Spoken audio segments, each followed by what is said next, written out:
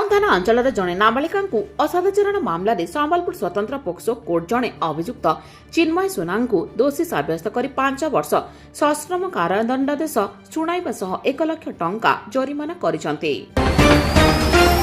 ग्राम्य उन्नयन पंचायती राज और पानीय जल विभाग मंत्री रवि नारायण नायक कुचिंडा ब्लॉक गस्तरे आसी टाइसर तेलीतिलेमाल जमनकिरा सालेभाड़ी कुस्मी और कुंद्रा पंचायत को गस्त करथिले।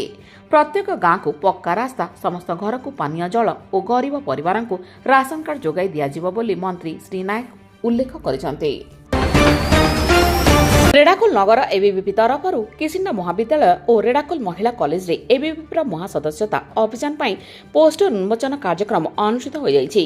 एथिरे संबलपुर विभाग विद्यार्थी प्रमुख सिद्धांत माझी, जिला सह संयोजक राजा प्रधान, सदस्यता अभियान सह प्रमुख राकेश देहुरी, सिद्धांत नायक, सार्जन साहू प्रमुख भाव उपस्थित थिले।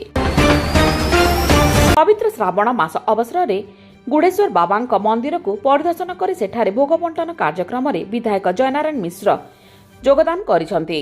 एही अवसर में विधायक मिश्र सह अन्य सब वरिष्ठ बीजेपी पदाधिकारी माने उपस्थित रही बाबा आशीर्वाद नैछंति।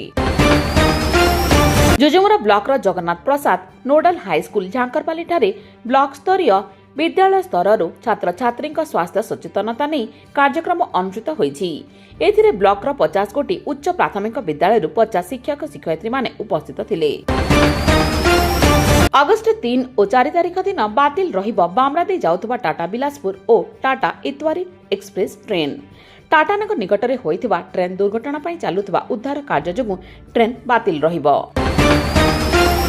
भीमभोई पार्क अंचल एक मेगा सफाई कार्यक्रम अनुष्ठित होइछि। एथिरे महानगर निगम कार्यालय पक्षरु स्वास्थ्य अधिकारी डाक्टर महेंद्र नंद आरएस पक्षरु विश्वरंजन जेना उपस्थित रही सफाई कार्यर तदारख करथिले।